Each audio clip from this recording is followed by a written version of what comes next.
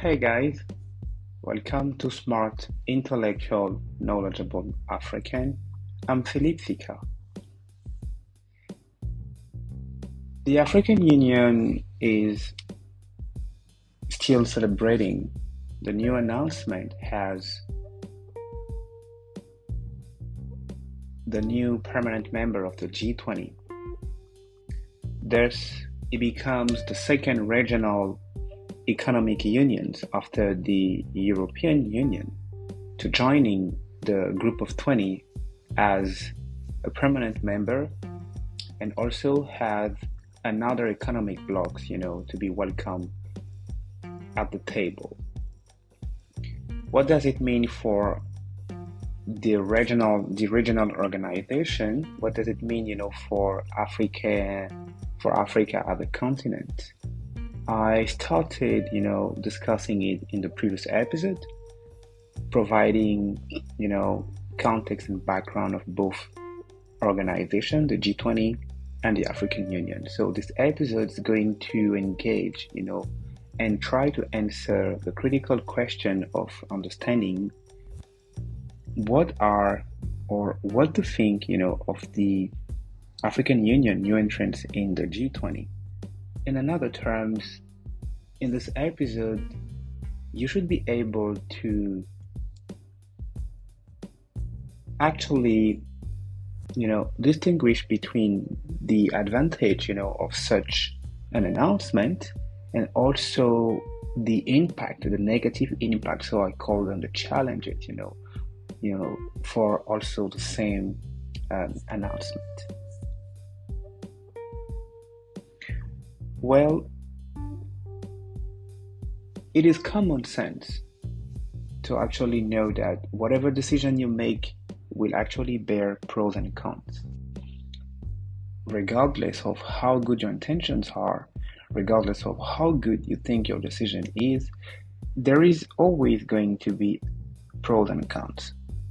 But the difference with a good idea or a good decision is that sometimes, or most of the times, the pros outweigh the cons,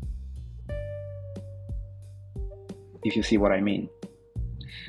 So what are the benefits, for the African Union to becoming a permanent member, of the G20? Well, I can think of few, benefits. And the first benefit I can think of is obviously that by joining the G20, it amplifies somehow the voice of the continent in global affairs. It also amplifies, the advocacy and the effective contribution, of the African Union to meeting global challenges and also discussing global economic challenges. And that is very important because what happens, at the G20 is that it is a platform, created to actually gather, the key and the top leading economy, at the international level. So you have discussion happening between head of states, finance ministers, and central bank governors of each countries. And like I said in the previous episode, the G20 is a very significant organization because put all together, G20 members, the 19 countries only represent 75% of international trade. So it is actually a powerful group of countries. And I do not think that I also need, to discuss the economic weight of the European Union. It is actually the second. It is actually among the top 5, economic, region in the world.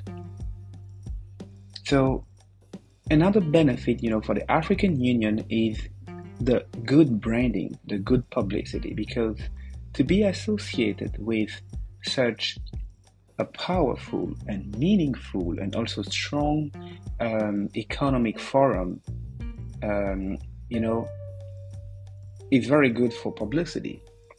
It actually sends a very strong message to the rest of the world and to also the rest of regional blocks, because we also need to understand that the EU and the AU are not the only economic or regional economic blocks that exist in the world. You have economic blocks in Latin America, such as Mercosur. You have NAFTA also. You have economic blocks, in Asia. You have the Association of Southeast Asian Nations. You have, economic blocks, in Africa, such as the UA, the African Union, sorry. You also have, within Africa, economic blocks, between West African countries, between East African countries, Central African countries, and etc. So there is actually, a variety of economic blocks. So to be selected or to be chosen, among the wide range, of existing regional economic blocks to become a permanent member of the G20 is very significant. So in terms of publicity and branding, I think it is very good, So now that we presented or we know the benefit, of joining the G20, let's look at, the challenges, like, or the less glamorous or the less optimistic, factors behind, such a move. Well, it is very important to consider the current context, the current international trade context. Right now, we are living in a very interesting time, a very interesting moment. And allow me to take you like 50 years to perhaps like 60 or 70 years back. The world was, in the midst of the world wars. We experienced WW1 and the World War II. And after that, we were straight, into the Cold War period, where we seen two blocks, the blocks of, capitalist countries led by the USA, and the block of, communist countries, led by Russia, the URSS, the Soviet Union, not Russia, actually, the Soviet Union, and then it became Russia. So we only had, like two different and two specific blocks with actually two known key leaders. That's very important. And what's happening right now? Right now, we have some sort of, three blocks, if I may call it that way. We still have the capitalist blocks, we still have the communist blocks, and now we have the emerging market blocks. And within the emerging market blocks, it is more diverse.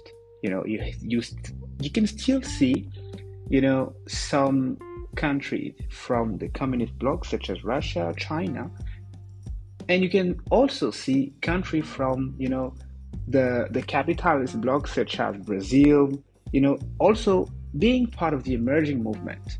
So you have a new dynamic. And contrary to what happened 50 years ago, now it's not just about like the USA leading and the European countries leading the capitalist, bloc, but now you have new emerging powers such as China, Brazil, Russia, South Africa, like leading the way. And even in Africa, you also have economies that are actually faring slightly better than their counterpart. You have Nigeria, you have Kenya, you have Rwanda, you have Cote d'Ivoire, you have Egypt, you have Morocco, that now, are actually in a better position or economic position than 50 years ago. So it is also safe to assume that, these countries in the next 50 years are also going to grow into emerging market, emerging economic powers that are not to be dealt or taken, less seriously, but on the contrary. I hope you've enjoyed this episode. Stay tuned for the next episode where I am going to discuss, in depth the challenges around, the African Union joining the Group of 20 as a permanent member. Thank you for listening. And remember, always respectfully disagree. See you when I see you.